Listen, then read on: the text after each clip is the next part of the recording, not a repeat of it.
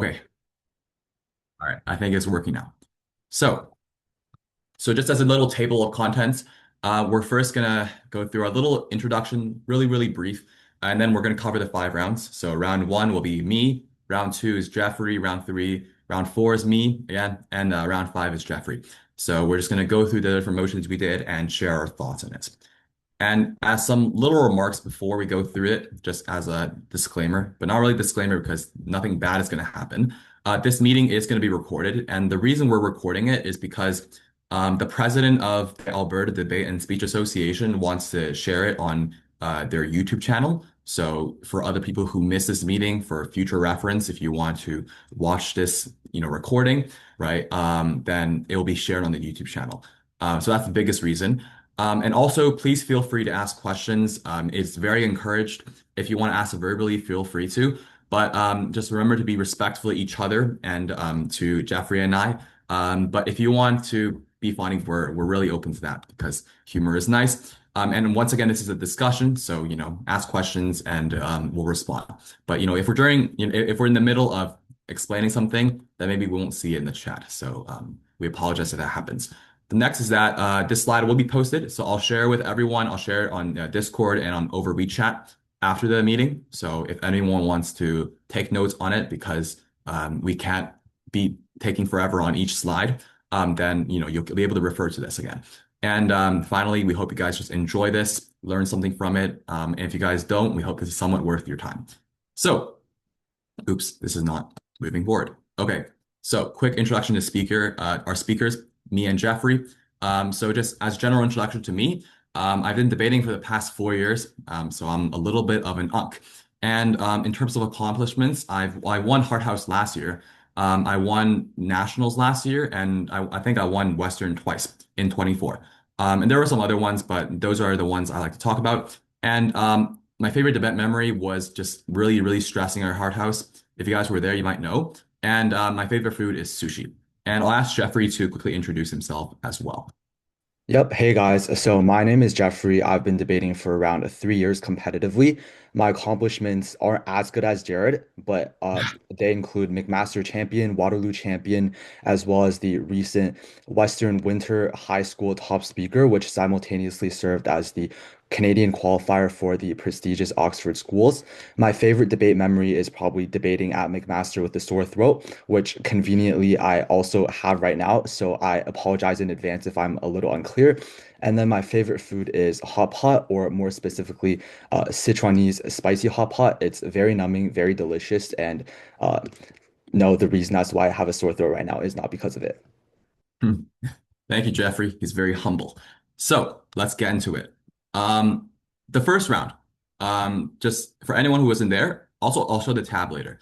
But this was a first round motion. It was this house regrets the creation of dating apps. And as a little remark, when I first saw it, I know a lot of people thought this as well. It was a little bit inappropriate, not in the sense that it is, bad for children to learn about, but it's inappropriate in the sense that like most people don't know anything about dating apps, and we shouldn't know anything about dating apps. So, this motion is a little bit awkward in that sense, but regardless, it's a good, oh, someone is entering. Regardless, it's a good way to learn about how to win on a motion you might not know anything about. So let's get started on this motion. You can take a look for the person who just joined. This is the first round motion. All right. So before we get into the arguments, we're just going to go through some general questions and some general framing, perhaps, on things to think about. And this is important because, if you want to preempt your opponent, if you want to make good arguments that are, very nuanced, you might want to think of these questions. So there were 5 things that I thought about before thinking about arguments in the round. And these are just very general ones. You don't have to really think carefully about most of them, but they can serve you really well, especially if you're on closing half. If you want a very, special argument, that might be better and the very general ones, these are very important to think about and answer. So the first question is, what kind of dating apps are there? So what functions do they have? How are they marketed differently? How do people perceive them and use them differently? The second one is who uses dating apps. And this might sound really dumb because people who use dating apps are people who want to find a date.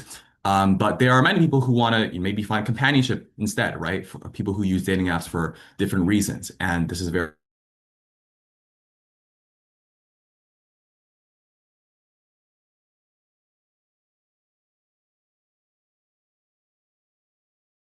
very probably, right? That would have risen. So for both sides, you might want to think about that. What the alternative would have been, is it better or worse?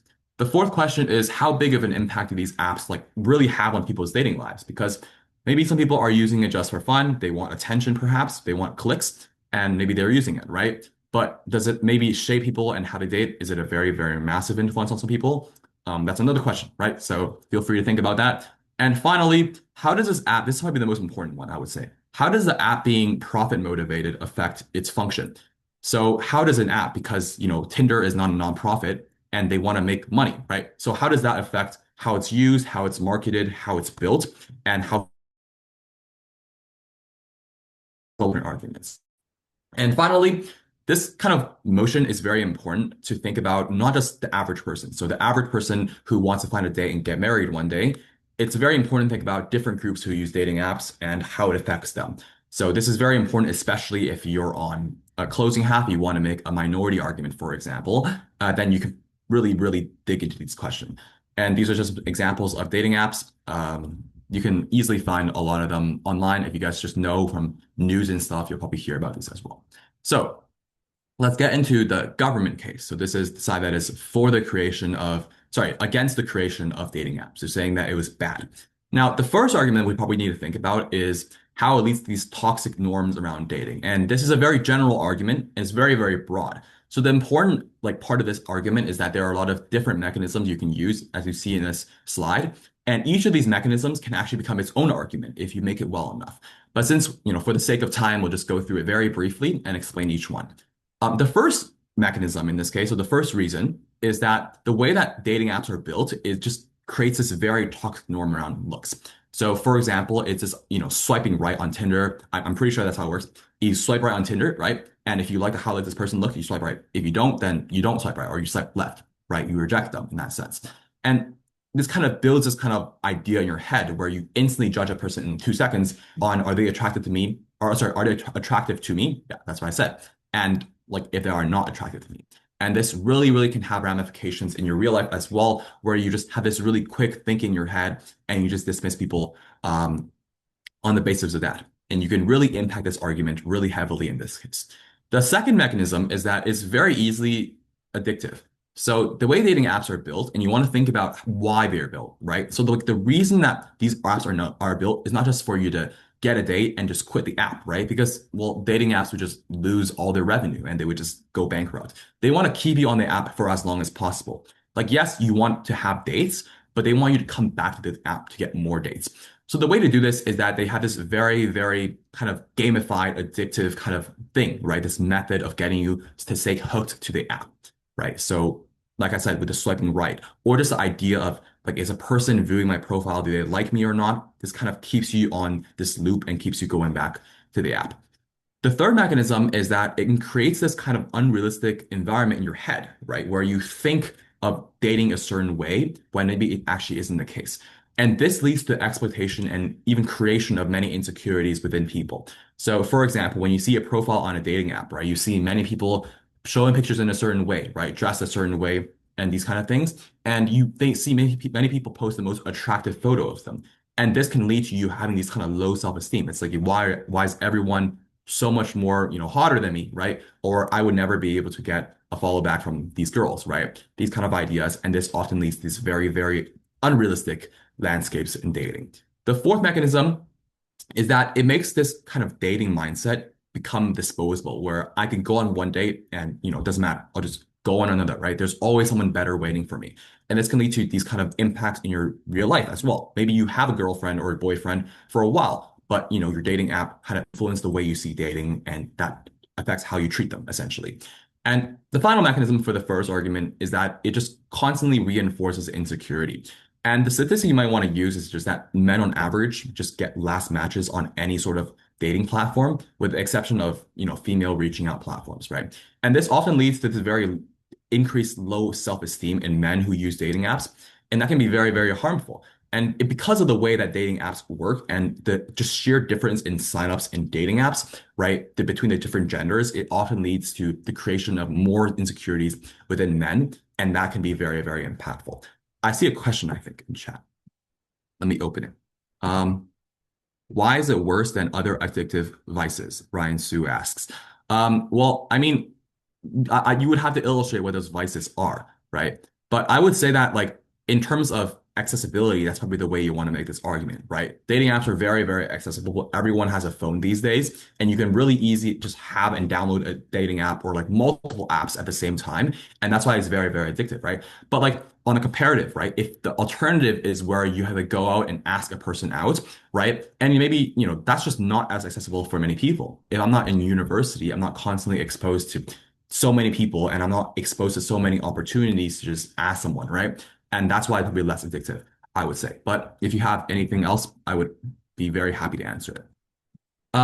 Second argument in this case is just the stuff on the alternative, where it's the alternative creation apps to the dating app is probably better. So you have to spend a lot of time on proving, first of all, why is this alternative even likely? Because opposition is just going to say that the alternative is either the same or the worst. So the framing here for why this alternative is likely is that the alternative when you have no dating apps is probably just more norms around having these kind of socializing events where asking people out in the streets maybe is better, right? So if you guys have watched Friends, the 19, the show with like every parent knows it, right? And I know it too because it's a nice show, right? The way that people interact with their dating lives there, maybe it's a show, right? Maybe you think it's unrealistic, but it's a decent portrayal of how norms were before then, where asking someone out maybe was more preferable and just more normalized. People feel more free to do so.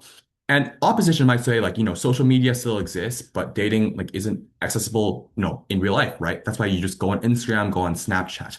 Like, even if there is, there's still a change in the amount of norms that are increased, right? Where I want to probably ask people out more in person because I can't just like go on Tinder and just have this environment where I'm expected to slide in someone's DMs, right? And also, they're just like Instagram and Snapchat, you have to have opposition prove why it is the case that social media is going to be used as the alternative in this case, and that pushes a burden on opposition.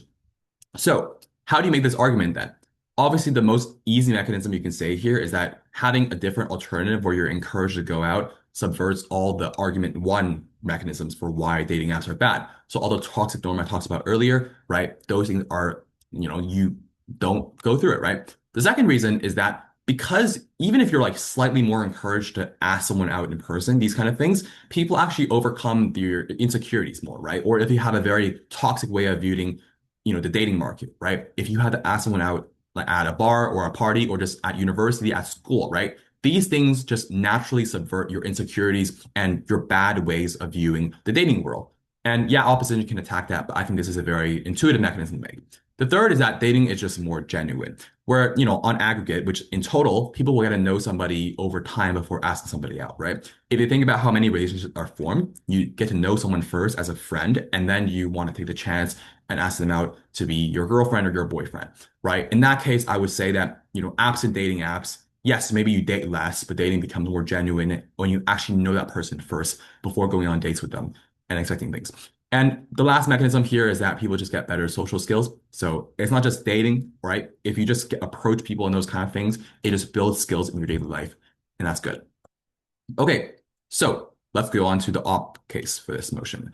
And the op case, we already somewhat went through it in the government case, but we'll go through the framing first. And this is super important. I would say that framing is more important on opposition than it is on government because you can get away with less things. The framing here is that the alternative is similar, if not worse. So it's the stuff that we just talked about in the second argument in the government case.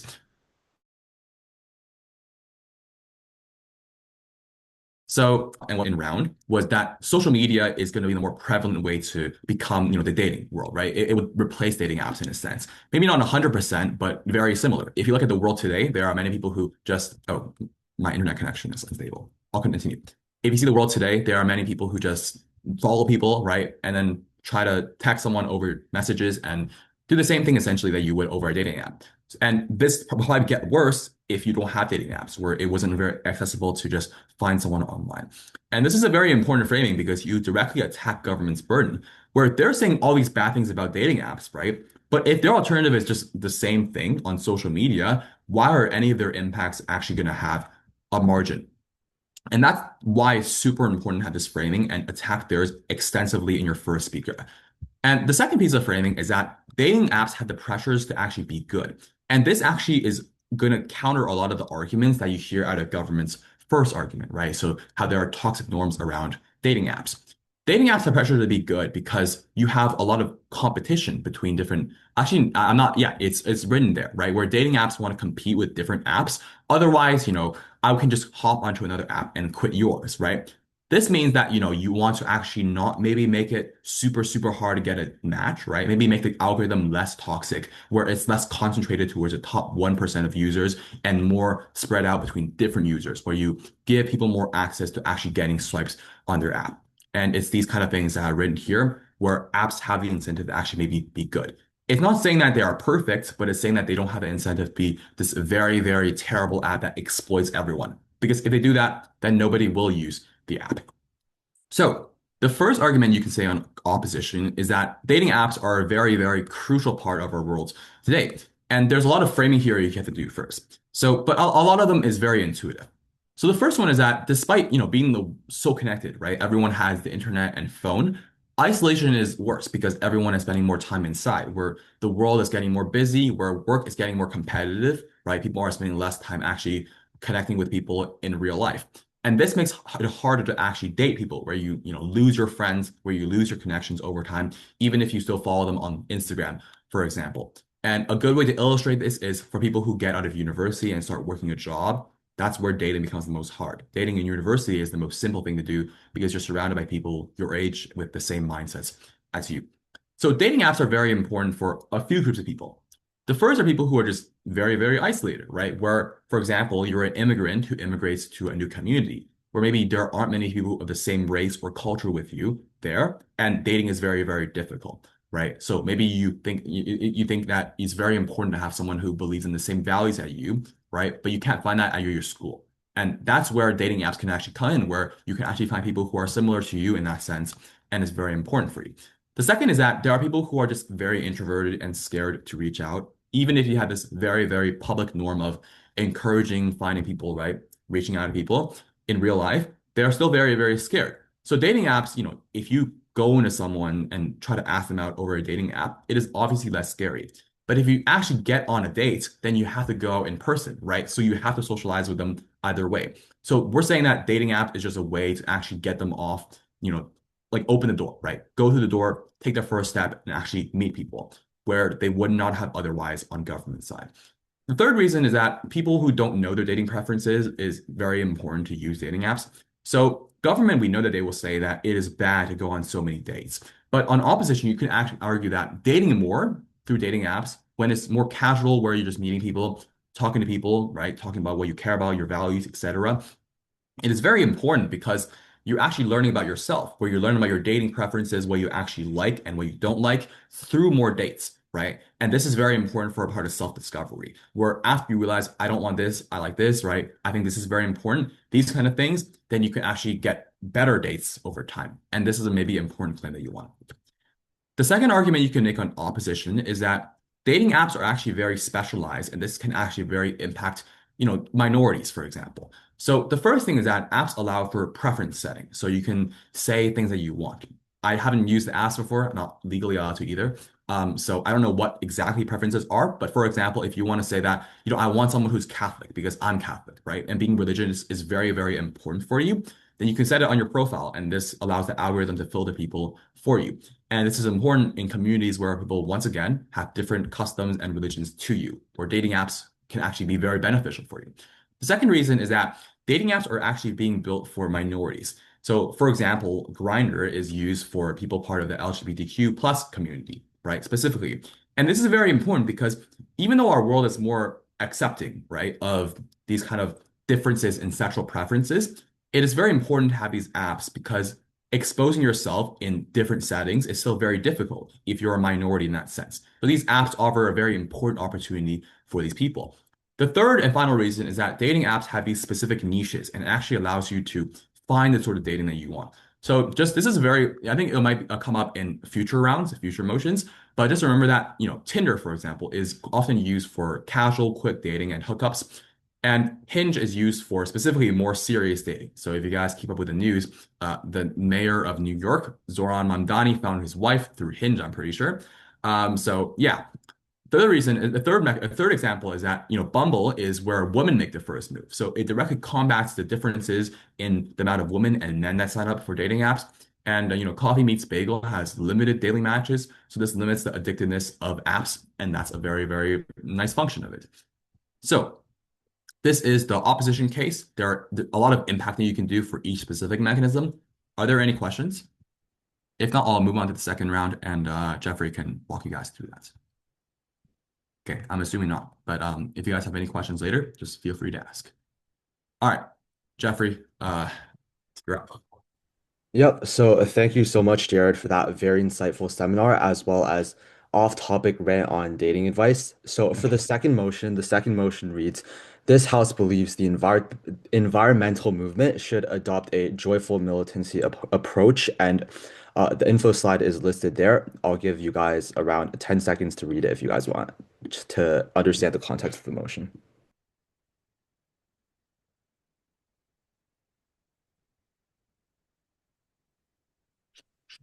All right, so that should be enough time. So I'll just move directly on to the gov and ob cases respectively. So the gov case that I have here is that this substantially increases political support so that there is a greater likelihood of the implementation of policies that reduce carbon emissions. So whether that be, for example, carbon tax, whether that be, for example, cap and trade systems, just policies that decrease CO2 emissions, given that the end goal of a climate activist group is to reduce the total amount of CO2 emitted because CO2 is able to do things like, for example, uh, lead to droughts, like things that just climate activists generally stand against. So there's broadly two mechanisms under this argument. The first mechanism is just that adopting a joyful militancy approach substantially increases appeal as well as palatability towards the public. I don't know how to pronounce those words. So the problem in the status quo is basically as follows. Right now, climate activists use a lot of tactics that are very shameful and very urgent. So for example, like you can't eat meat, etc. Things that are deeply unpopular with the public but are still used. Things such as like blocking roads, etc. And the reason as to why this is largely unpopular is twofold. The first is because there's a collective action problem, which means that for an individual, the cost of adopting such behavior, such as not eating meat, is far greater than the benefit. So, for example, if I don't eat meat, I'm gonna be really sad because, like, personally, I really like hot pot with beef and lamb in my broth, and I'm gonna be really sad if I'm not gonna be able to eat meat. But say I adopt that behavior, even if I adopt that behavior, I perceive that as a minuscule change in terms of the net CO2 that I emit because I'm only one person on out of like 7 billion people. So I perceive the benefit as far lower than the cost, which is why I typically don't adopt those behaviors. And then the second is just that there's deep entrenched cultural values. So, for example, you come from a family that really values eating meat. You come from, for example, Chinese culture or Japanese culture, which places intense emphasis on certain cultural dishes that require meat. So those are reasons as to why those things are going to be deeply unpopular. The third reason is just that you perceive the environmental movement as directly oppositional to you to the point to which they require you to adopt preferences that are contradictory towards ones that you currently have. And in addition to just that, there's likely going to be media sensationalization that capitalizes upon that, that frames these stances as, for example, attacks on individuals, which then furthers individuals the demonization of these movements. And then the reason as to why that's important is because even though those are subsects of the environmental movement, a lot of people associate the environmental movement as a whole in a unnuanced way because people resort to personal heuristics. And the reason as to why that's the case is because people don't think like critically all the time about politics. Just look at America, for example, look at how Trump won. And yeah, so people don't think very critically about politics to the point to which they conflate one subsect of the environmental group as a whole with the entire environmental group, which is why that tends to decrease the palatability towards the public of the entire group.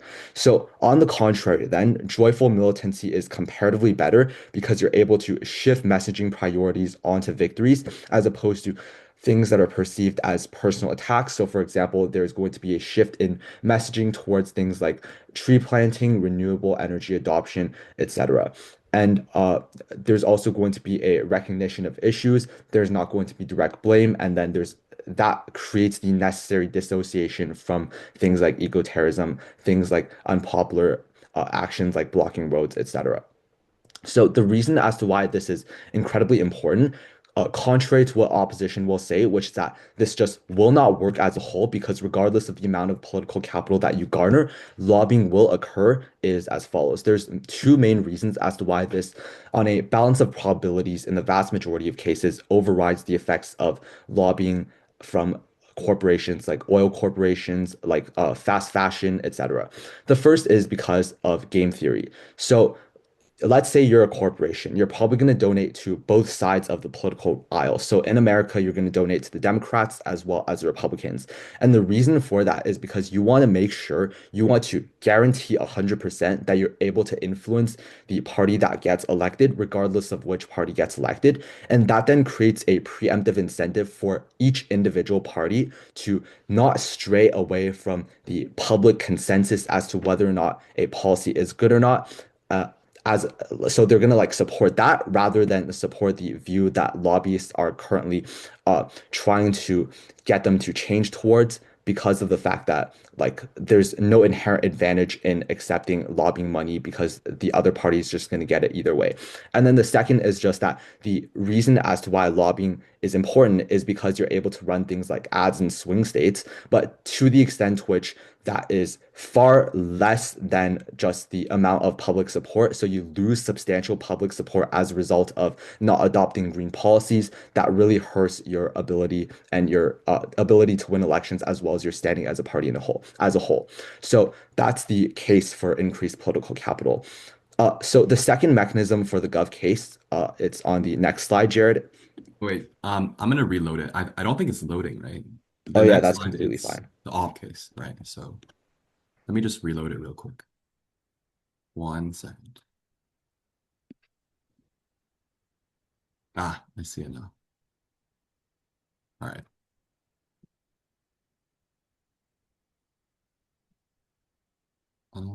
Let's share it.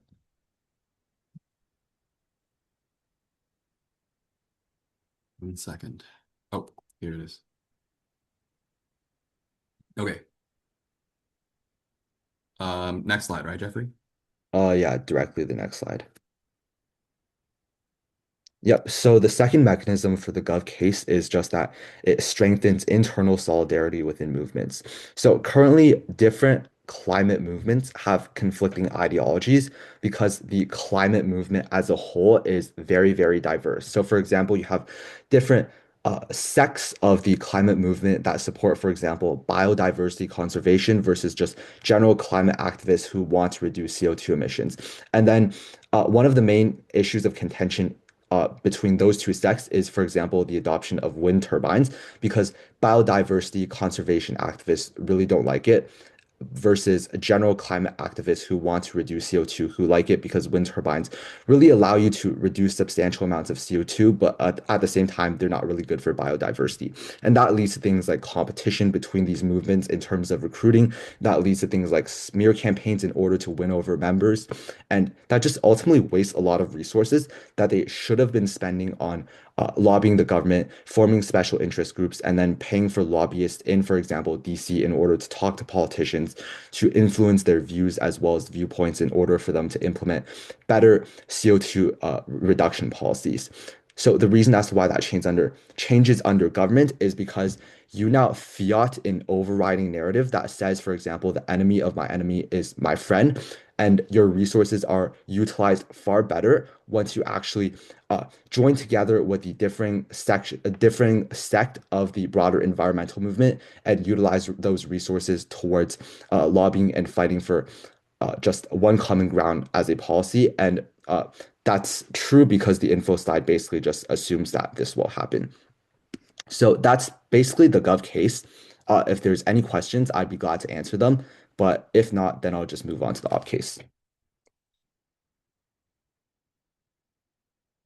Okay, so I'm just gonna move on to the op case then. Yeah, so for opposition, my case is actually pretty interesting. This is the exact case that I ran in round as closing opposition in round two. We got pretty high speaks. So it's, I would say, only run this if you have nothing else to run, because that was unfortunately our position. Our opening opposition took a lot of the intuitive material. So mostly I'm just sharing this case for fun. So the premise of the case is as follows. There's going to be decreased eco-terrorism on the side of government. The reason that's why there's a decrease in eco-terrorism, and by the way, eco-terrorism just refers to the action of, for example, bombing pipelines, shutting down oil rigs, shutting down electricity in factories. So just stalling CO2, heavy CO2 emitting activity through illegal means. The reason why this happens is because you alienate hardliners with the new stance of joyful militancy within the environmental movement. And that's because joyful militancy leads to a perception among hardliners that there is a lack of action, but simultaneously they conflate that belief with the belief that the lack of sufficient action is violence, because you could have been, for example, saving the planet. You could have been, for example, saving polar bears in which ice caps are melting. So inaction is something that is broadly demonized within those subsects of the environmental movement as a whole. And that's really harmful with regards to the capacity to carry out eco-terrorism, because eco-terrorism requires economies of scale.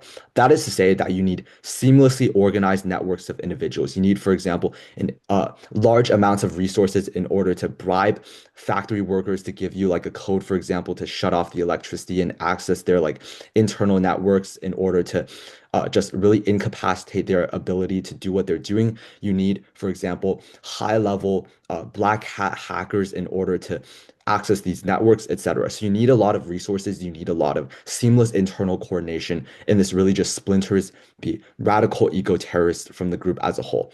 So that's why the capacity to carry out eco-terrorism drastically decreases. The next burden to prove is then why eco-terrorism is preferable comparatively to alternative forms of protests. So the first reason is because eco-terrorism means that it automatically becomes, with regards to corporate structures, incredibly unprofitable, excuse my sore throat, for CO2 emitting businesses to promote. So, for example, if you bomb oil rigs, for example, if you disrupt supply chains, if you shut off electricity, all of the illustrations that I've already dropped, it really increases the operating costs, because these are huge operating costs that have uh, that are very, very expensive to replace. So, for example, like if an oil rig is just automatically taken out, it takes like hundreds of $1 millions to replace it. And then even if you don't directly replace it, the threat and risk of that is incredibly big. And that really makes it so that you adopt really expensive insurance. And that just makes it so that you shift towards more CO2 friendly policies, like, for example, uh, less emissions, adopting, I can't seem to think of an example right now, but just the typical CO2 friendly policies that like greenwashing companies adopt. And that also leads to the reduction of net CO2 emissions. So the reason as to why this is very important is because you want to weigh alternative change in the form of eco-terrorism over uh, conventional legislative change. And there are multiple reasons as to why this is true. The first reason as to why legislative change the first reason is because legislative change is inherently speculative and ineffective. And that's for three main reasons. The first is because the environment is just an insignificant voting issue. So the vast majority of people empirically vote based on a reflection of how good the economy. Oh yeah, sorry. Jared, next slide, please. Yep. Okay, perfect. So, as I was saying, the vast majority of people inherently vote as a reflection of how good the economy is in the status quo. So that's also one of the largest reasons as to why Trump won the 2024 election, because the vast majority of people were concerned with the levels of inflation within the Biden economy, even though there are good arguments to say that it shouldn't be directly attributed to the Biden economy, but rather as a result of exogenous factors like supply shocks. And this didn't just happen in the US, it happened in a variety of countries like Britain, for example, like even Botswana and even like India, in which the BJP lost a lot of seats as a result of inflation in 2024. So the environment is not ultimately not the reason as to why people vote a political party in, and therefore it's not a significant voting issue. The second is just because of the revolving door. So the revolving door, for those of you who don't know, is a incredibly useful debate mechanism. How it basically works is that there are certain individuals who are in control of regulatory institutions who have and there's a principal agent problem. A principal agent problem is basically just to say that these individuals who are in control of regulatory agencies that dictate environmental regulations sub have a interest that aligns with big companies as opposed to the people that they fundamentally have an obligation to serve, i.e., the people that they make the regulations for in order to reduce CO2. And the reason is because the private sector is incredibly lucrative and well-resourced, and they typically want to work for the private sector after their tenure as an environmental regulator, which is why they tend to typically pass policies in favor for them, which is why policies are typically just ineffective. The third is just corporate lobbying. So this is just the inverse of what I said with the Gov case earlier. So the argument that you can make for corporate lobbying, a lot of debaters just say it, but they don't actually make the argument for it. It's just that uh, lobbying and the resources that you derive from lobbying. So like funding is incredibly important in especially swing states because you really want your name to be out there in swing states and you want to run things like ad campaigns, and funding from lobbying is incredibly important in doing so. And the reason as to why ad campaigns are important is because a lot of elections just empirically are won on name recognition, which is why you're always going to expect Trump to win because people recognize his name as opposed to like Mitch McConnell as opposed to like Ron DeSantis, which is why lobbying is so important in terms of influencing policy. So the second reason is because legislative change, i.e., policies, are just incredibly subject to being reversed. And that's because they're just empirically also very unpopular with the vast majority of the populace, given that the vast majority of the populace care about their own living conditions, whether or not they're able to afford groceries, whether or not the prices of eggs are high.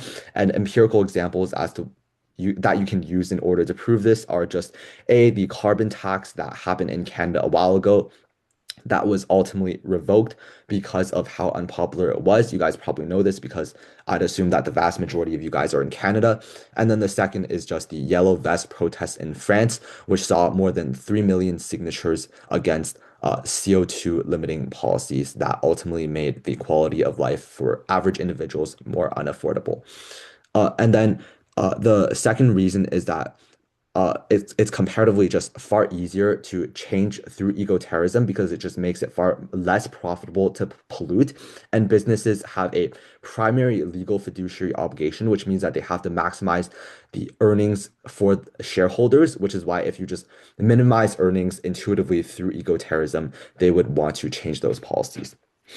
The fourth reason is just kind of BS, but it sounds really persuasive. So I really recommend that you guys use it. It's just that inherently it requires far less logical steps than legislative change. So legislative change requires five main logical steps, actually. The first is that protests occur. Then those protests drastically change individual preferences to a substantial degree, uh, pro, pro green policy, and then you have to get substantial voter turnout on the basis of environmental change. Then finally, you have to adopt those green policies, and then lastly, those green policies have to last into the future. So comparatively, in terms of eco-terrorism, you literally just have to like you literally just have to like mobilize the adequate resources to commit eco-terrorist actions like bombing, and then you just bomb the rigs and then you just change their profit structure. So inherently requires less logical steps, less burdens, and therefore it is more likely. So those are broadly all the reasons that you're able to use to weigh eco-terrorism change over legislative change. So yeah, that's broadly it for the round two case. We can go back to Jared now for round three. All right. Thank you, Jeffrey. Okay. So the round three, it's about journalism. And the motion is another this House regrets motion. This House regrets decline in belief in journalistic objectivity. Just as a personal opinion, you guys can listen, can read the info side here, by the way. But just personally, I think this was the hardest motion in the tournament. And also it's very subjective in terms of what journalistic objectivity even means, right? And what the alternative is. So this motion is pretty hard, I would say. So don't, feel discouraged if you don't understand it. I definitely had a lot of struggle in this round. So let's get into it. Just in terms of government, we'll go through the framing first again, and I think we'll do the same thing for opposition as well. So the framing, when you want to think about like when you're entering prep, right? Besides the argument, you want to think about what opposition will say. And in this case, we know that opposition will definitely argue something along the lines of, doubt is good, and you want to doubt news sources because, well, blindly trusting news is very dangerous. They can easily manipulate you.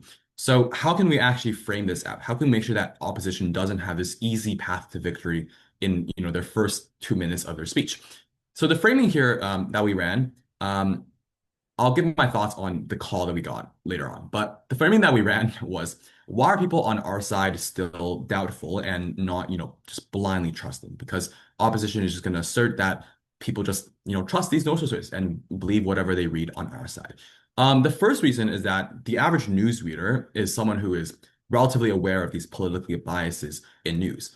That doesn't mean that they don't read politically biased news, right? Like someone in a very red state will just read Fox News, even though they know that Tucker Carlson, like 4 years ago, right? Fox News is just very, very Republican, right? So they'll read it, but they understand that there are political biases to news sources, right? So the left know that CNN is leaning towards the left, but they will still choose to read it. That doesn't really matter much. The second is that people are exposed to many sources of news. And this is a mechanism I think you can use in a lot of your rounds for journalism. So if you search up like just different, news articles that have popped up recently, or like different topics that are very, very trending recently, right? You'll see on Google or whatever browser you're using, there are a lot of different news sources, right? So if you search up Renee Good, who unfortunately was killed by ICE it was a few weeks ago, right? If you search her up, right, and the news articles there, you'll see like at least four different sources talking about this issue. And yes, you probably won't read, the four sources, but you will see the headlines, and headlines often are very important for how we actually interpret issues. So as an example, I wrote here, you can see three different sources in how they actually portrayed a student loan issue, right? So the Wall Street Journal is like center right, leaning towards the right, and the way they actually titled their article about Biden's cancellation of student loans was that student loan forgiveness raises questions about fairness and cost. So we see in this headline, they're not actually talking about affordability for students. They're talking about whether it's fair to actually cancel out people's debt. The Guardian is a center left, lean left source, right, for news. And the way they phrased their title was student loan forgiveness brings relief to millions burdened by crushing debt. So clearly we see that the Guardian is talking about this affordability crisis, and that is burdened further by the like insane amount of student debt people have. And Reuters is more like economic technology based center kind of news source. And we see their title was just very, very neutral, right? It was Biden administration expands student loan relief program. Like zero opinion in this. It's just a stated fact of what happened. And the final piece of framing you need to do in this speech at the beginning of your prime minister's speech is that the debate is won very thinly on the margins, whereas the very like specific people who have different views on things, right? There will always be people who just read and swing to biases regardless, right? They don't matter in this debate. They don't really care whether they believe more in the news or they don't, right? They will just read it regardless. Those people aren't in this debate. It's about the people who really have this kind of change and these actors who have changed because of this decline or the increase on your side in terms of belief in journalistic objectivity. So moving on to the government case, the first argument is that there will just be less people reading the news. And I know that maybe you're thinking, oh, like, isn't this like not that bad? Because if people just blindly trust the news and they're reading it, what's the point of reading it, right? So the first mechanism under here is that believing it is not objective anymore means you think you can't get any value from reading it. And the way you need to think about it is this, right? The analogy is if I think that I'm never going to win a single debate award, right? I will never get good at debate. I don't get any value out of it. Why would I go to debate tournaments? Like maybe I want to have fun, right? But realistically, I can have fun in more affordable ways in like other events, right? So why would I care about debate if I know I get no value out of it? It's the same thing here. Why would I read news, right? If I think that, the things I'm looking for, I'm reading at, it's all biased, right? I'm not learning anything from it. I'm getting influenced by the media, right? In this case, on like their side, where you have excessive amounts of doubt, right? In this case, people just tend to read the news less. And you can read the stats on this just in our world, right? People tend to read the news less and less. And maybe it's partly attributable to this decline in journalistic objectivity, right? Now, people believe that news doesn't actually have good intentions anymore as well, right? This is maybe a more extreme way mechanism, right? But people believe that they are being influenced, where you can look at like George Orwell's 1984, right? It isn't about news necessarily, but it's about how the government controls us. And they tie that belief and that fear into this increase in biases in news. So this is a very impact-heavy argument because obviously opposition can refute you, but you just have to make it very, very clear in your framing for why this argument is true. So the impacts are fourfold here. The first is that people just obtain less reliable information in this way, right? If I read less news, then I get less information, right? Obviously, this sounds very, very generic as an impact because once again, opposition can argue that it's good that people don't read biased news. But the thing you need to understand and you need to say in your speech is that news are on an increase in publishing their sources, where their sources are becoming more reliable and they have more sources, right? They get their news, they get their information from their sources as soon as the news happens, right? And this is probably more reliable than the alternative, which I'll get to in the next argument. So even if news is somewhat biased, I still get reliable information. And I didn't write this down, but just as an example, you can actually illustrate bias in, right? Right. Bias isn't just painting the wrong picture entirely, right? It isn't saying that, well, this didn't actually happen. News have to keep up with like spreading the truth. Otherwise, they would just be called out and no one will read them anymore. If I say that Biden is actually 85 years old instead of, I don't know, like 82 years old, then obviously that is false and people will call me out. Bias is very often very implicit. It's with the focus of certain things, right? You spend more time writing about certain topics. So in the student debt example, right? If you cancel student debt, then the left maybe will talk about how this solves the affordability crisis for many people. They can actually pay the medical bills now, right? While the right might think, oh, but it's unfair to the rest of us. They should be paying the debt off. Why do they get it, right? So it is very, very, very implicit, very specific focuses. The fact isn't really being misrepresented often, right? But it's more so what the news article is focusing on. This is just a framing you can run your speech if you want. The second impact is that there is less people reading, which means you have less discussion, right? Because people read less, they know less, they talk less. And this actually makes it easier for biases and misinformation from news sources to actually have an impact. Because less people are able to know the truth, right? They're less able to actually discuss and realize there are different perspectives, there are different facts, there are different reasons for certain things. And that means it's easier for bad news sources or ones with negative intentions to actually influence us.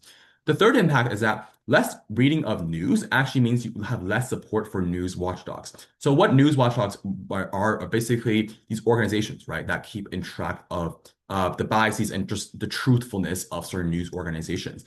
And the reason for this is because there's less attention being paid to these, like watchdogs. If people don't read the news, then there's less attention being paid to media watchdogs. And this means that it's actually easier for organizations to actually crack down on them. So a good example, I think, is in 2011, where CNN, like the left network, right? Basically, they filed a lot of lawsuits against this one organization called Project Veritas. I'm pretty sure that's how you pronounce it. And because that organization reported on how they had a lot of biases in certain news and maybe certain things were presented correctly.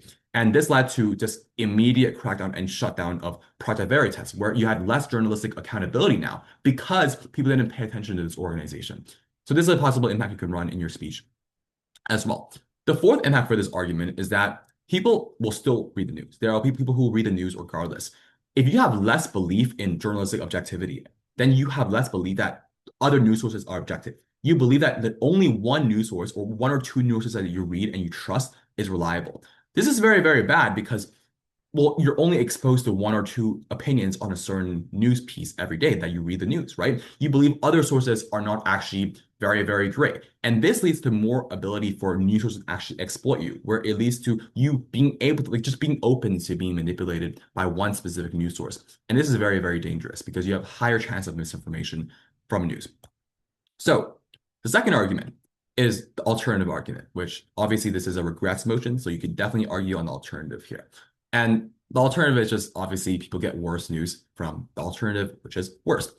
So what is the alternative first? On government, you want to frame the alternative as, well, what is factually true in the world today, which is that social media and other platforms are used as the primary source of news for most people these days, especially for, people our age, teenagers who are growing up in the age of social media, where we are accustomed to use social media, right?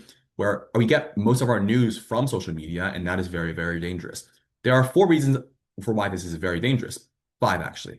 The first one is that social media is just in general, it is less accountable, right? People get their news from more questionable sources, right? You don't have to publish your sources necessarily. I can say, as like an influencer, I can say, this one news outlet says this, but I might have got information from other news outlets as well, right? And this is probably very dangerous because you can't really keep them in check, right? The second is that algorithm of social media, because it is just, you have to push your views up, you have to be exposed to more people. It leads to incentives for creators to actually make news more clickbaity. Now, this doesn't mean that you're arguing that people are just going to lie on the news, but it's using headlines and these titles and thumbnails that are very, very attention grabbing. And this often leads to the misrepresentation of facts. So it doesn't rely on people actually watching these videos, but if you see a thumbnail on a YouTube video on this certain thing, that is very, very quick. You don't want to watch it. You learn all you want from this thumbnail alone. And this can lead to a lot of misinformation and biases being spread in news on the alternative.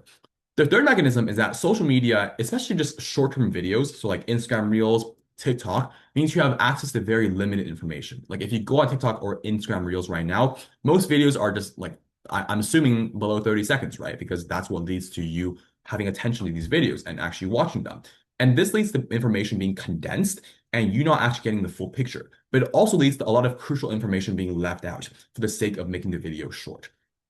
The fourth reason is that it's very hard to hold social media creators accountable.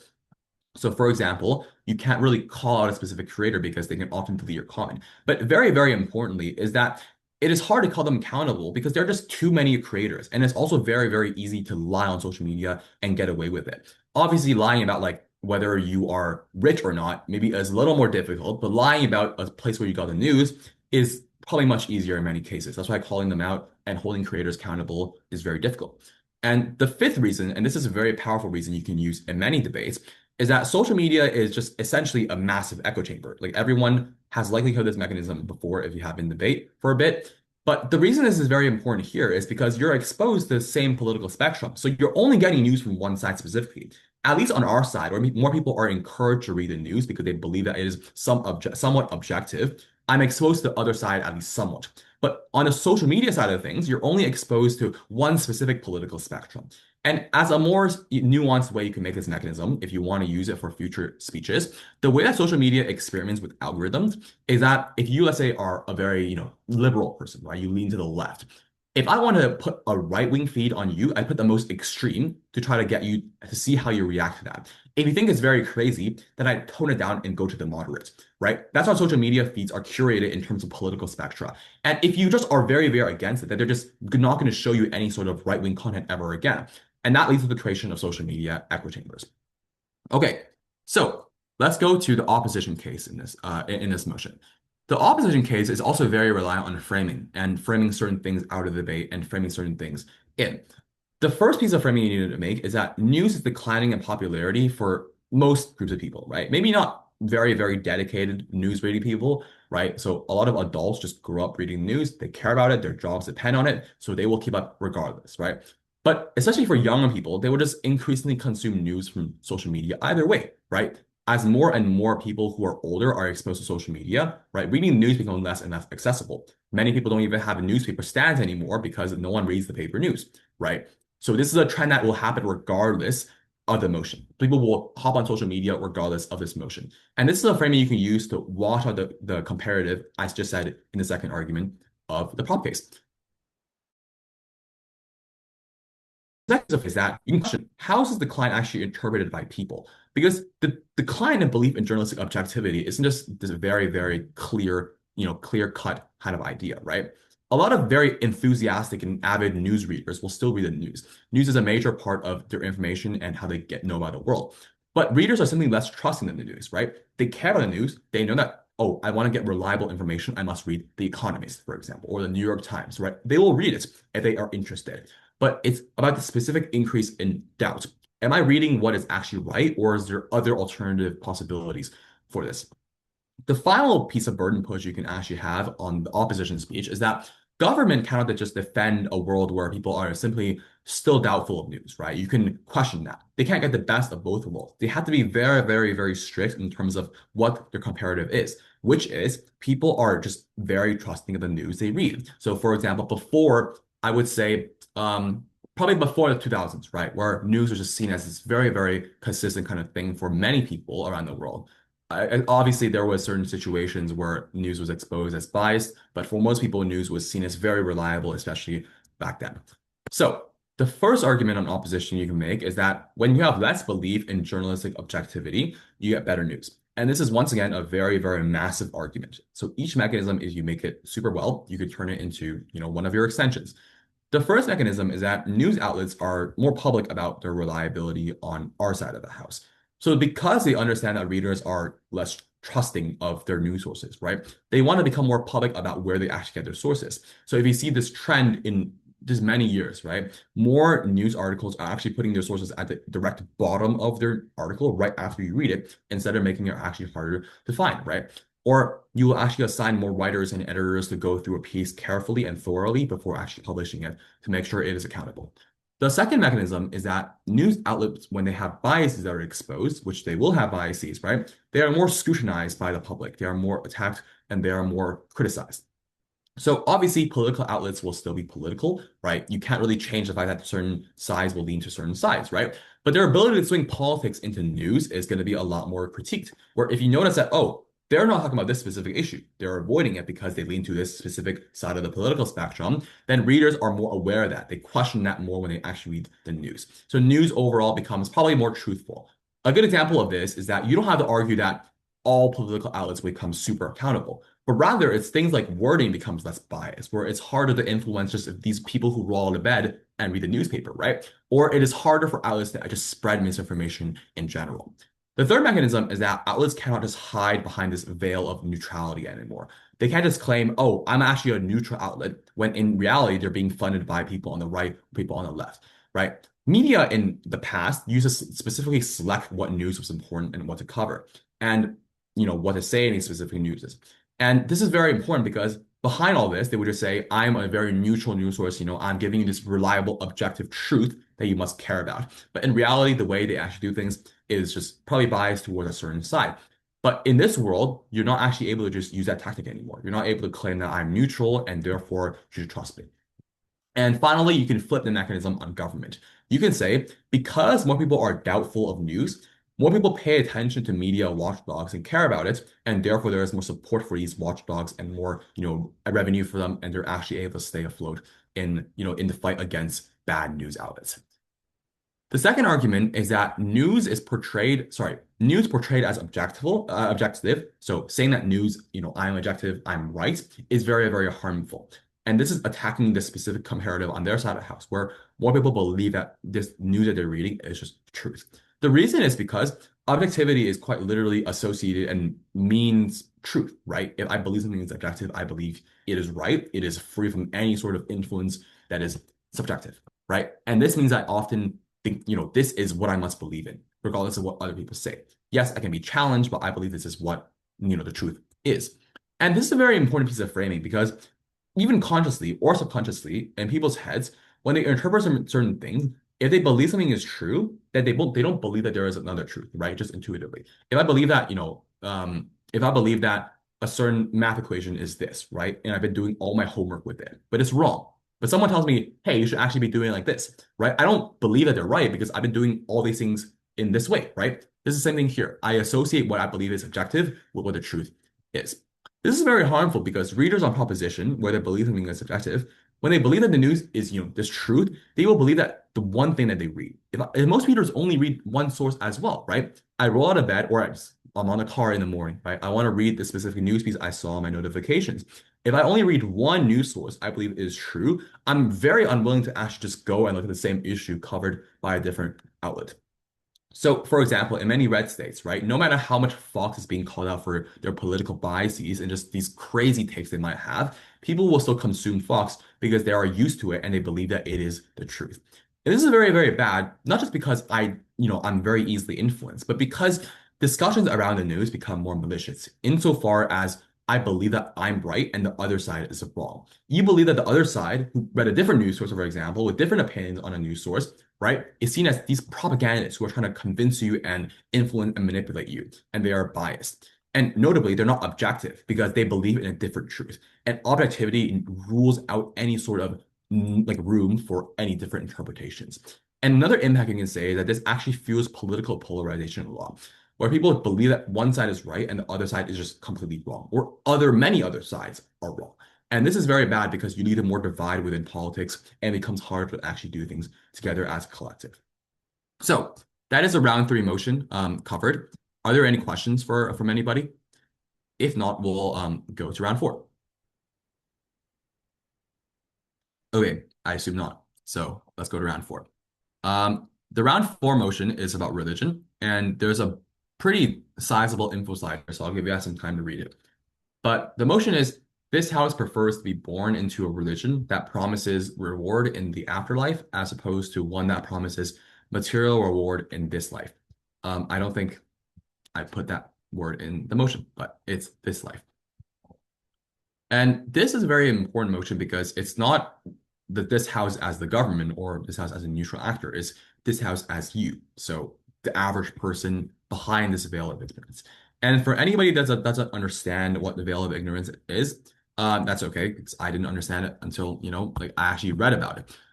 The veil of ignorance basically is just pretend like you're watching through like a snow globe, right? You're trying to see what will happen. Or like Snow White where there's a mirror, right? You can see mirror, mirror on the wall, and you can see what will happen. You're watching through that thing or that platform, and you're seeing the different possibilities, right? And in this case, you don't know what will happen. You have no idea. And you're basing it off of that idea, where what might happen and how might I consider which religion I want to be born into. So I'll go into the motion in a few seconds. I mean the government case in a few seconds. All right. So in terms of framing before the arguments, once again, for the round, you need to do a few things. The just in general framing, so things that are just going to be true and you don't need to really argue about this. Religion is framed like on either side, right? It is going to be do good now and you have a reward in the afterlife or you have a reward in the good life. So do something good, don't commit any sins, and you will have X or Y reward, right? Second is that the reward in the afterlife is just most likely just heaven and not being sent to hell. That is most conceptions of religion. If other sides or your side wants to argue a different reason, go for it. But this is just the most like simple and just easy way to actually put it. And of course, the reward in this life, you can't really argue away from money, status, and a good job because it is a material reward. If it wasn't saying that it is material reward, then there are different interpretations you can put in opposition. But because it is outlined in the motion, material reward is money, having good status in society, having a good job, and maybe like having a home or like a good family as well. So the things you need to understand in terms of framing generally is that this debate is weighed and won upon the average person. And the average person is like statistically, they're born into Asia and Africa. And just if you want to search them on Google, right? It like being born into Asia and Africa today, it is 84% of worldwide births. So being born in America, for example, is a very, very, very minuscule, like I think 14%. And it's not just the USA, it's America, like the entire like North and South America continent. So it's a very, very low chance of being born into those continents. And this also means most likely you're going to be born into a developing country. Of course, it doesn't mean that this country is just completely dirt poor. Like if you look at China, it is still considered a developing country, right? But just on average, you're going to be born into a not like as rich and privileged as we are living in Canada today. And a possible frame you can run is that this debate is actually weighed on the most possible worst case scenario, right? Because the way that people think about scenarios, right? I don't think about what might happen. I think about what's the worst thing that can happen to me, right? If I want to commit a crime, right? Yes, I can maybe get away with it. I might get like an injury, right? But I might get sent to prison or I might die, right? That's what people consider. And this is a possible framing you can run if you want in your case. Of course, how you want to use it is up to you, but just putting it out there. So let's go through the government case then. The first, and generally these two sides have very similar arguments because it is about, I mean, it's about what religion is more better for you in this specific circumstance. It's just different mechanisms. So the first argument is that people have hope when motivated by the afterlife. And there will be a hope argument and opposition we'll get to as well. The first mechanism is that you cannot ever guarantee that there is material wealth, especially looking behind the veil of ignorance, right? There are many circumstances that prevent you from getting wealth, right? Or getting, just decent living conditions where there might be a bad country that is just ran terribly economically. That is, a lot of countries are done that way, right? Or there are just circumstances under in which you are oppressed by certain communities, if anything, and this leads to impossibility in terms of achieving wealth. The second is that wealth is very comparative. What this means is that it is always compared to something else. And this leads to this being hedonic, right? Where you're always chasing for more, where you're always wanting more. So if I make $100 a week, my neighbor makes $150 a week, right? That is wealth to me now. What I have right now maybe is what I wanted 5 years ago, but what they have is what I want. So wealth is always chasing for more, and therefore it is always comparative. The third reason is that they will just inevitably have these kind of economic downturns. So for example, even if you're like an American citizen, right, which is generally considered the best country on earth, right, where people want to go for university and jobs. Even in America, there are just circumstances that will lead to prices going up, right? So tariffs that Trump's are implementing, you will never be able to predict that, but those things will just inevitably happen, and they can lead to you losing your ability to achieve material wealth. The fourth reason is that just economic turmoil is widespread in developing nations, and often there's economic oppression. So maybe your government does something bad, and like a superpower in the world just says, "I will sanction you," for example. And these things lead to your inability to actually succeed materially. The second reason is that afterlife will always be there to motivate you, regardless of whether you're poor or you're rich or what your circumstances are. And this is very important because even as opposition is arguing that, oh, like the afterlife is a very weak source of influence, you can say that, like, look, either way, we have this way to influence you, right? Maybe you believe in it heavily, maybe you don't. That is up to contention. However, it is always there for you. And we would argue that in terms of probability, it is very, very important to have this constant. The third reason is that you won't actually feel detached from the religion and its community. So if you're only chasing material wealth, if that's a goal for your community, if that's a goal for your religion, right? And saying that you are a good believer and you will achieve wealth, then what if you don't achieve this wealth on opposition, right? Then you're being compared to other people in your religion, not just your community, and this often leads to this kind of shame and self-doubt. But also it leads to this religious doubt as well, where you believe I'm not a good believer enough to God, and therefore I am going through this suffering, right? This is very, very harmful because it can lead to, religious, like more extreme forms of religion, which I will get to in a second. And notably, this won't happen on government side because you can't really feel alienated from other people if your source of motivation is, the afterlife, right? Now, the second argument is that the community is generally better on government. And you'll notice later when I get to opposition, motivation and community is the two biggest clashes in this debate. So it's about mechanisms that you use.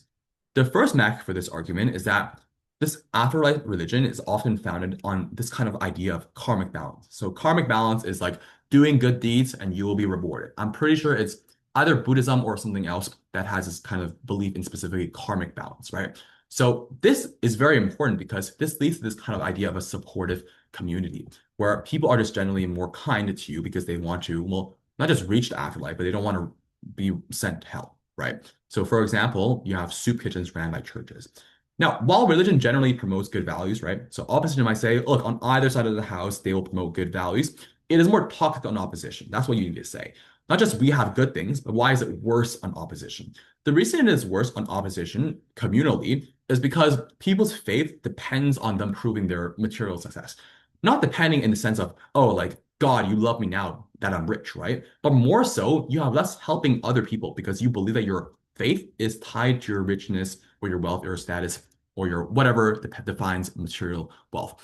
And this means that doing good deeds, even if it is, proposed and encouraged by the religion, it is generally for each individual actor, it is less emphasized in their beliefs, insofar as a good believer needs to simply be financially well off to prove that. So, for example, I don't have a good religion example for this, but well, I mean, I'm sure there are. But a good illustration of this is, if you have better clothes than other people, right? Maybe people will associate you with being more faithful to God because you have achieved this material wealth. And that leads to this toxicity within that religion and community.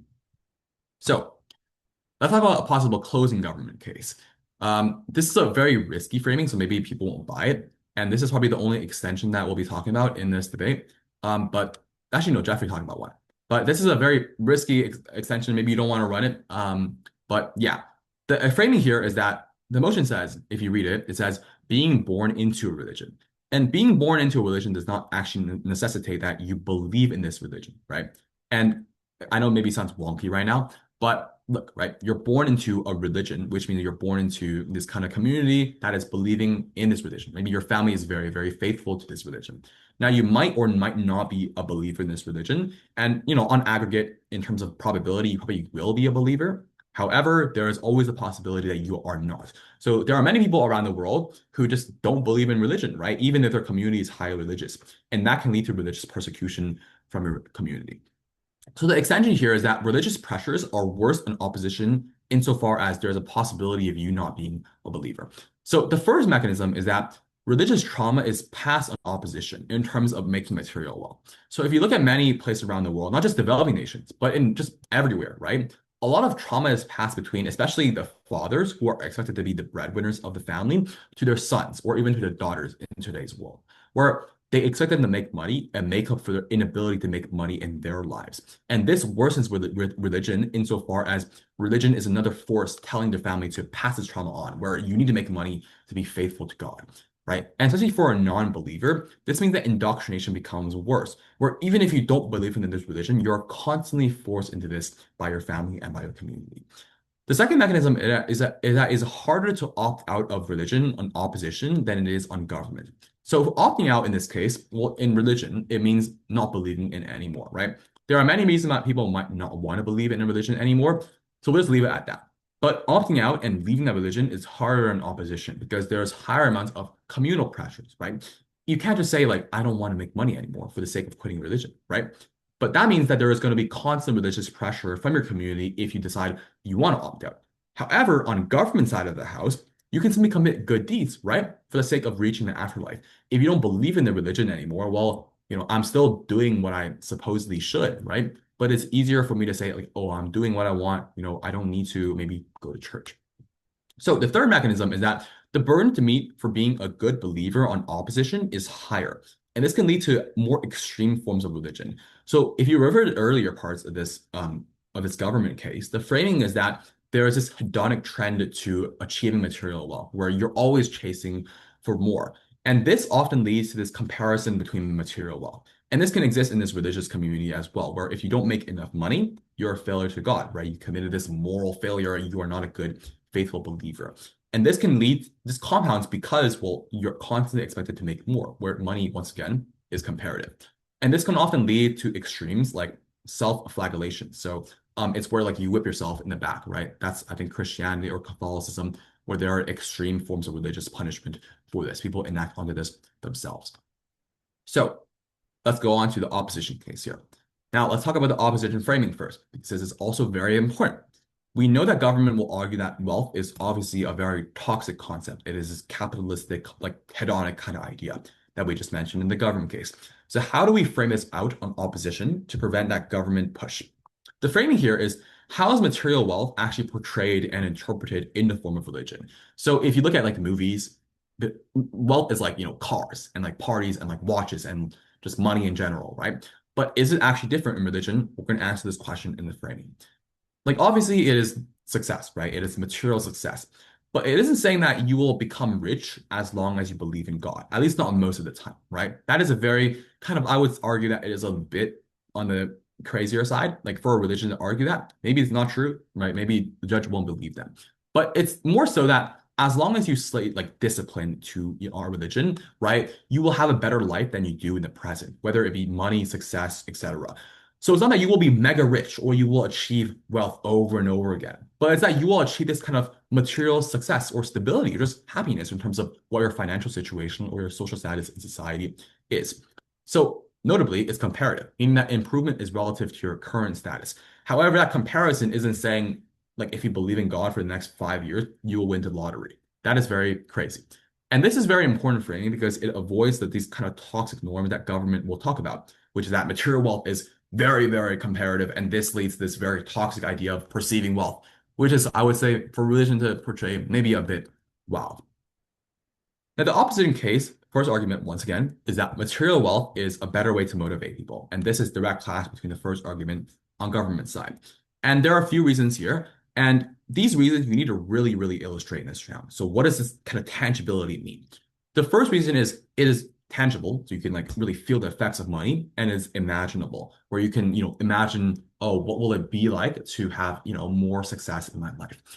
The reason for this is being very important is because the concept of the afterlife is just like, yes, it is heaven. It is like in the clouds, you have unlimited grapes and wine. But the afterlife is so far away and is so abstract to people. It is so distant. I can't imagine, like, oh, I can just wait 90 years until I die and I will be happy, right? That's why it's a very weak force to actually motivate people. The afterlife thing is there. Well, so what? I can be nice or I can commit sins. I can just confess to my local pastor and get away with it, and I will still reach the afterlife. So why is the afterlife such a, powerful force of motivation? That's a burden you can push on the government. But notably, on our side of the house, material wealth is this thing you can really just like feel it, right? If I get a better furnace, I feel warmer in my house. If I get a better, I don't know, like a better knife, I can cut my steak faster, right? And that's easier for me to eat. These are things you can really feel in your life and you can really just imagine and have the impact. And therefore, it is easier to actually motivate you to be better.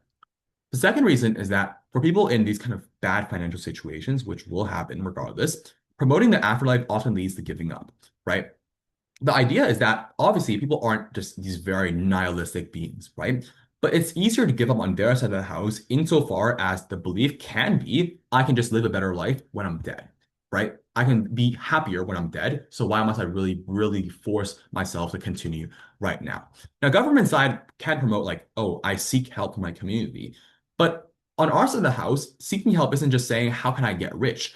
But it's in these kind of financial situations, you're like directly pushed to seek help from your community people, right? You're asking for advice. It's like, oh, like how can I do these kind of things? Material wealth pushes people to actually seek advice because it is just so tangible. It is a thing that pushes you to become better, right? Your family depends on the money you make, and that is a very powerful force for you. And once again, this argument is highly dependent on illustrations to make powerful examples to actually illustrate what, tangibility means. What does the afterlife being distant actually mean? Can you imagine it, right? Because my interpretation of the afterlife and of money is different from your guys's. Like, no matter how much you might believe in the power of a capitalism, right?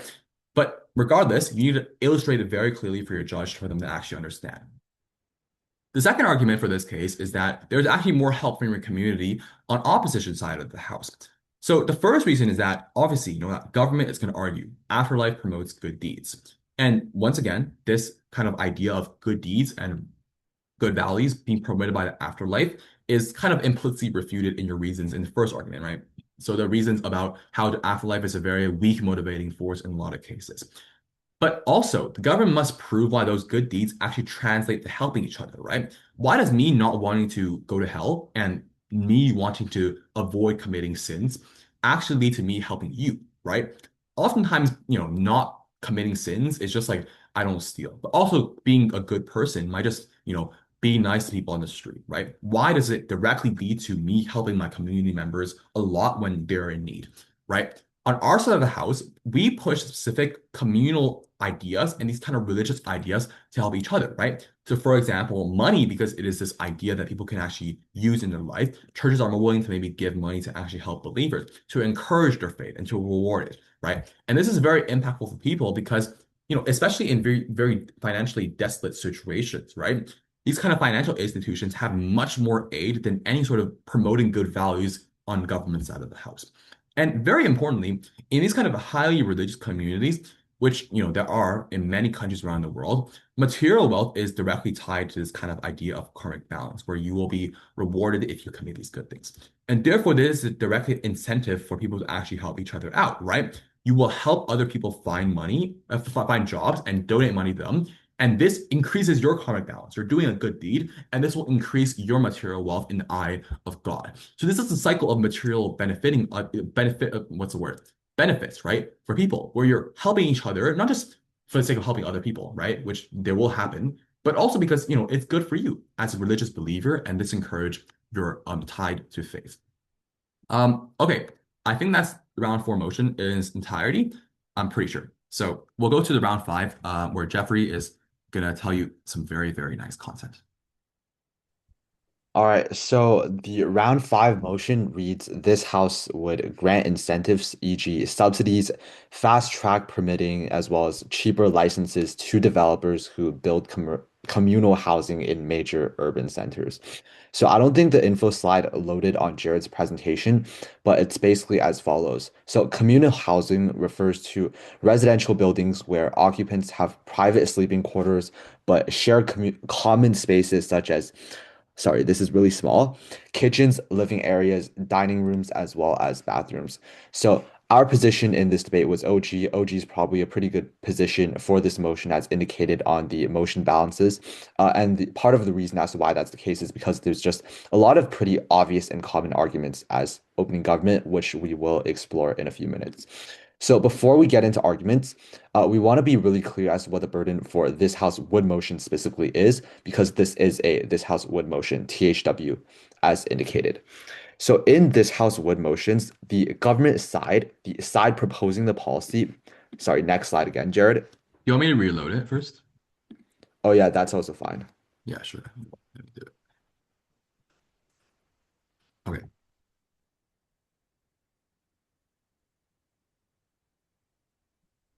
Yep. There we Okay. go. Perfect. So in this House Wood motions, the government team, which is the team that is proposing the policy that we have at hand, has something called fiat for their policy. And what fiat basically is, well, to the extent to which you guys need to know that is useful in debate, is basically just resources necessary to concretize the policy. So in this case, it would be funding, it would be subsidies, which is just basically financial compensation with the intention of lowering the cost of production. So, for example, to housing developers, that makes it so that housing is built more cheaply. And the important thing to recognize as well is that opposition also has something called counter fiat. What counter fiat is that they also have access to the same amount of fiat, same amount of resources as the government to put towards another policy that cannot be the same as the one proposed in the motion because their burden is opposing the motion. So critically, they have access to the same amount. So the question in this debate then becomes, how do you most efficiently and effectively use the fiat that you have? In other words, how do we, this is more so in terms of the gov framing, best solve the housing crisis using per dollar. So now we're going to get on to the government case, which exists on the next slide. So the government case is essentially that you want to prove that you best solve the housing crisis utilizing the most efficient and effective resources. So there are a few reasons as to why housing altogether is the most important consideration in the debate. The first is I listed this as a second, but I'm gonna give this as a first because it's the most obvious. But it's just that there's a major housing crisis in most major urban centers, and the reason is because there's a shortage that occurs when demand for housing far exceeds supply because of uh, in a significant increase in population in which supply for housing hasn't really kept up with it, and it's also because urban centers are just incredibly dense because many people are present there. So, in order to solve this issue, we want to increase supply to the extent to which it matches demand. So, we want more supply. The second reason is because people are just able to have a stable roof over their head. And that's important because it allows you to develop the necessary skills to advance the career ladder. So, for example, if you have a house over your head, you're able to do things like uh, study the CPA exam or the CFA exam like 2 hours a day, and then work towards that. And then you're able to maybe become a senior financial analyst in a company, and you're able to just make far more, and you're also able to do things like raise a family, etc. And the important framing that you want to give through this reason is that it's just very important to actually actualize your preferences. So a lot of people want families, a lot of people like money is just really important in a capitalistic society because it also allows you to access other preferences. That's the reason as to why housing is also really important. And the third thing is that this isn't really related to why housing is important, but our op team, well, op teams, well, at least our op team in our round, our opening opposition, try to frame the reason as to why higher prices in housing is occurring is due to price gouging. And you really want to frame the reason as to why higher housing prices exist is because of a shortage. And the reason as to why is because you're just simply building more homes with this policy. So you want to attribute your policy as the direct solution to the problem in the status quo. So the reason as to why price gouging is not the direct reason of higher home prices, even though it might be empirically, like you have to line debate sometimes, is twofold. The first is because housing is empirically a monopolistic competition market structure. That's a lot of jargon in economics, and I recognize that a lot of people didn't take either AP or IB microeconomics. So what that basically means is that the barrier to entry in the housing market, as like a landlord, isn't incredibly high. And the reason for that is because all it takes in order to be a landlord for example, a condo, for example, an apartment is like 400K, in which that allows you to buy like a apartment up front. And empirically in major urban city hubs, there's just a lot of people who have a lot of money because there's a lot of tech jobs, there's a lot of finance jobs, etc. And that means that there's just multiple people that are able to own homes. And that's important because number one, they don't have the incentive to collude. In order to price gouge, they have to collude, but they don't have the incentive to do so because if you collude and then you get caught, like that's just very risky. But the second is that if you collude with like one person, there's ultimately other people. And then if you and say let's say like me and Jared are two landlords, and then I collude with Jared, and then we both raise our housing prices. Let's say someone else, let's say landlord C does not raise their housing prices. And that means that me and Jared are at a disadvantage because our housing prices are higher, but landlord C has relatively lower housing prices. The second is just that even if collusion is effective, there's sufficient political capital for necessary regulations because people who rely on rent are a very large voting bloc because the vast majority of people live paycheck to paycheck. And because of inflation, the vast majority of those people have to rely on rent. And that's why there's, for example, rent freezes in major urban hubs like in New York, for example, or just like price caps. So that's the major framing that you want for Gov.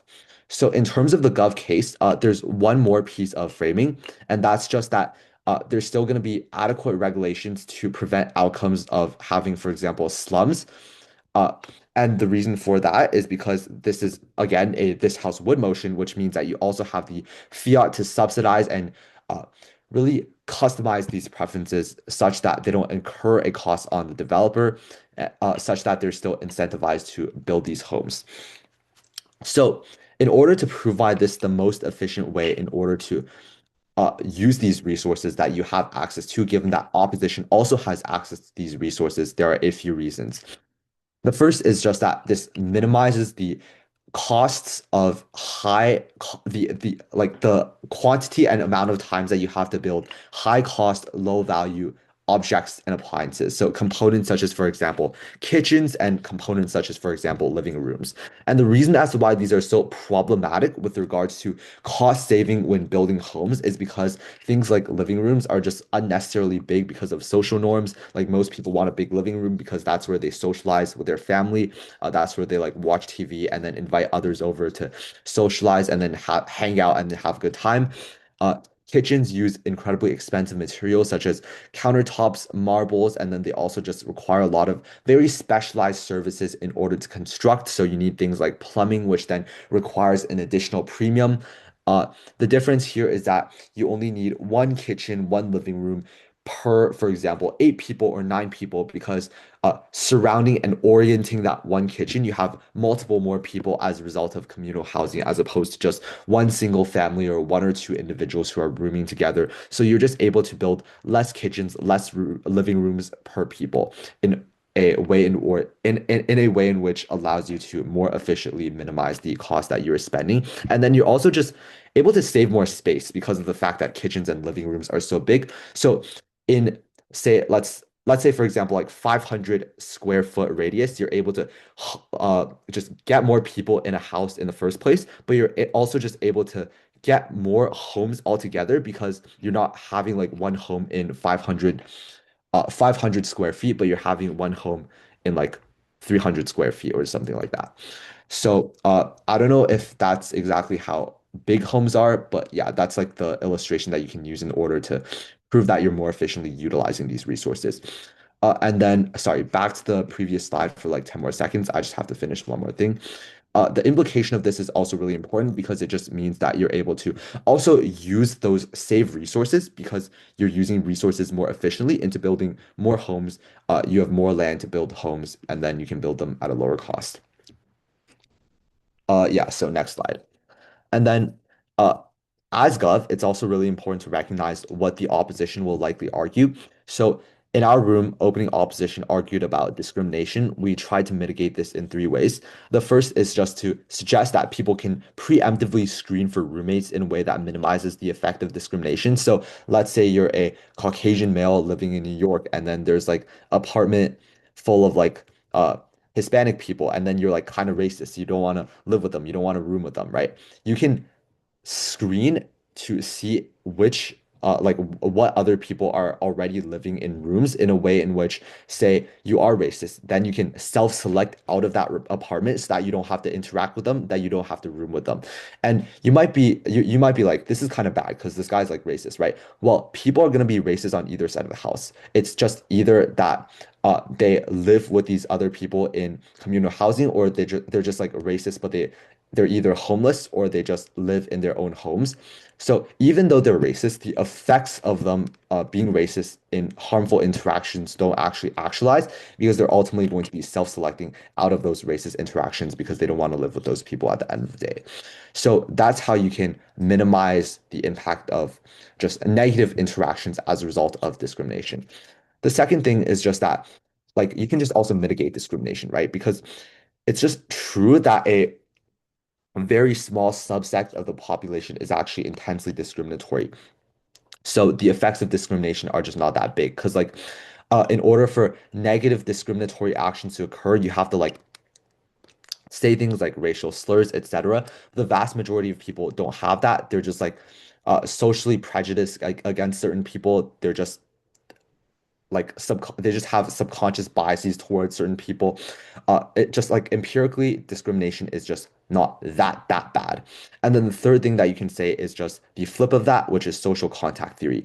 And the way in which this works is adjacent to the second response that I gave, which is just that the vast majority of people who are racist don't harbor intense animosity and very extreme sentiments against the groups that they're discriminatory against. So if you're like a racist white person, you're probably not like totally racist, the point to which you're gonna like say the N-word and say a lot of racial slurs.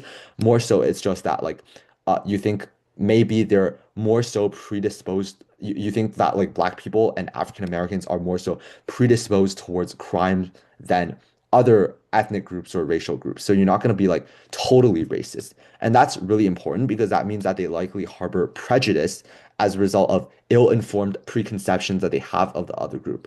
The reason as to why this then negates and flips that, the reason as to why this changes that is because once you're living together, that gives you a large sample size of interactions and experiences in which they're able to rationalize some sense of similarity of living with the outgroup member. So, for example, you can play Xbox as like a relatively racist, but not totally racist white person. Like you're still willing to play Xbox with them, but that then means that like through these interactions, you realize that they're just someone who likes Call of Duty just like me, and then you view your relationship within some sense of similarity, and then you become more friendly towards them, and then so on, you become more friendly towards other people within the group that you use to discriminate or prejudice or prejudge against, and interactions between you and members of those groups are just generally better. I don't recommend running this as a full-on argument unless your opening just like totally turf burns you because the impact is relatively small, but it is a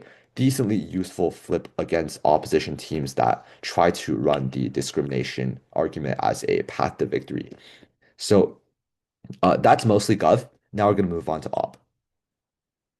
Yeah, so for opposition, it's just parallel argument. You want to run the opposite of what the government ran in terms of discrimination. And the easiest way to do so is just the claim on intensification of discrimination. So the reason why this happens is because there's likely going to be shared physical spaces in which different cultural values conflict.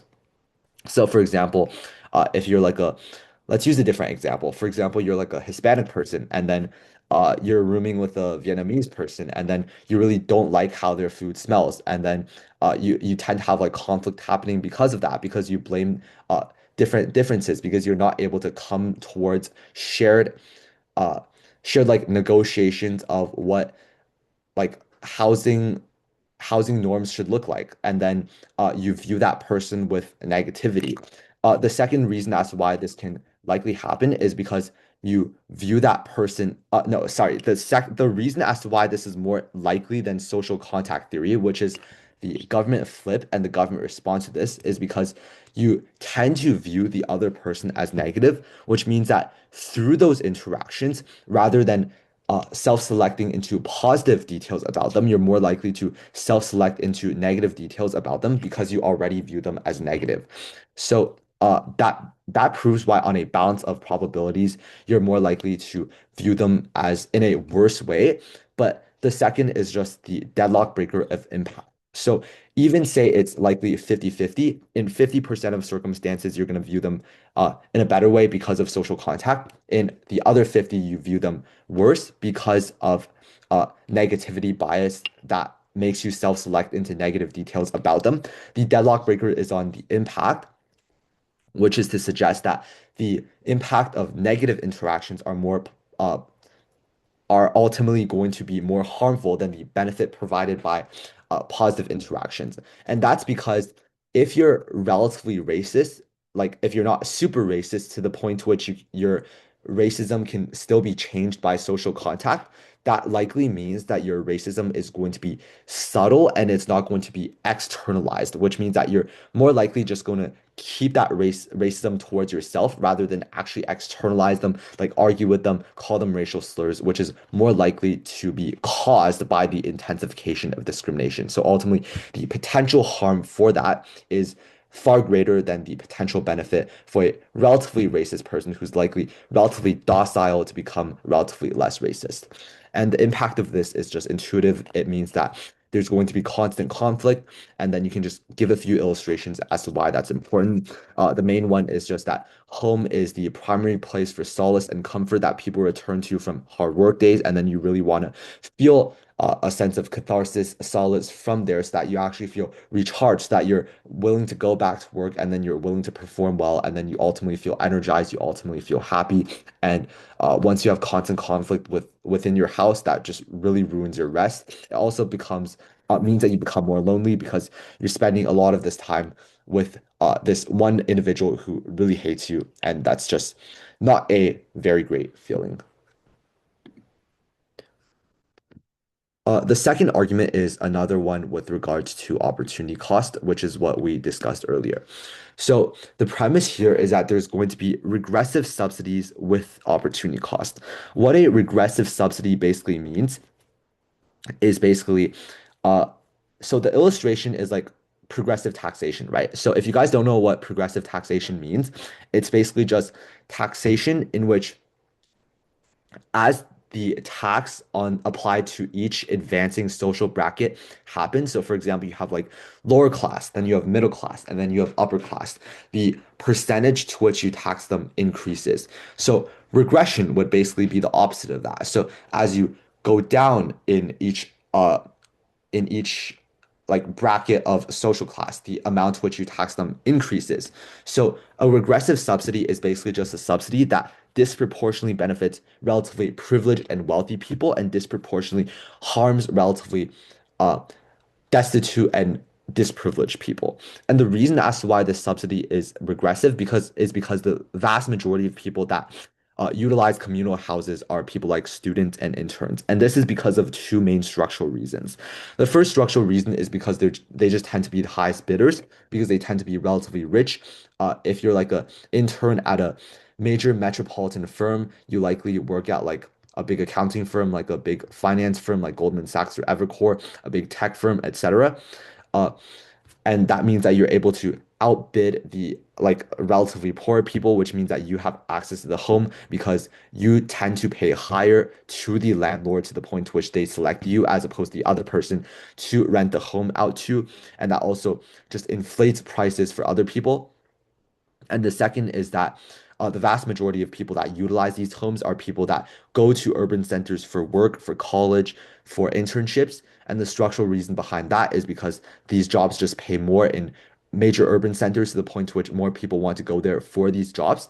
Colleges are also typically built in major urban centers because colleges tend to be built in historical cities because like when people move towards certain areas they tended to build a college there first in order to educate the future generation. And major urban centers tend to be historical areas because they tend to be the land that is settled first of all because uh, there's like the best geographical resources and advantages there, and there's also a feedback loop to the point to which if that's like the best land, then more people are going to settle there, and that's how they become major urban centers because there's just a lot of people there. So those are reasons as to why uh, the people that are likely going to outbid people that communal housing is like made for the purpose for, i.e., relatively lower income people. Uh, and that's why they're going to displace them. So that's why this is a regressive subsidy. What is the harm of this regressive subsidy then? The harm is that there's an opportunity cost. And the reason is because you allocate, let's say, $50 million into these subsidies. And now you have all of these college students, all of these interns displacing relatively disadvantaged people. Then, on opposition, you're able to allocate that $50 million worth of subsidy that government allocates towards these regressive subsidies towards something else. And what can they allocate these subsidies towards? They can allocate them towards things like welfare, they can allocate them towards things like healthcare through their counter fiat that they have access to by virtue of the fact that this motion is a this House would motion. And just intuitively, that benefits these people far more than having no homes, for example. And the reason as to why those people are intuitively far more important than uh, college interns, for example, students, is because one, those students like likely just are able to have homes on either side of the house. They're just far more well off, given the fact that they're just richer, which is why you can really win on these people because they're the most vulnerable stakeholders, and you can just prove that they really get harmed as a result of this policy. So those are the two major opposition arguments, and that also wraps up round five as well. So I'll pass it off to Jared to end the seminar as a whole. Yeah, thank you, Jeffrey, for that wonderful, wonderful analysis. That marks the end of this little seminar. It is currently 8:47, so we're about 17 minutes over time. So apologies for that. But just in general, we hope this was a like just educational and fun seminar for you guys. Maybe listening to people talk for 2 hours, not very fun, but at least it's debate, right? So anyways, if you guys have any questions, I'm going to stop recording now, but if you guys have any questions, just feel free to ask, whether verbally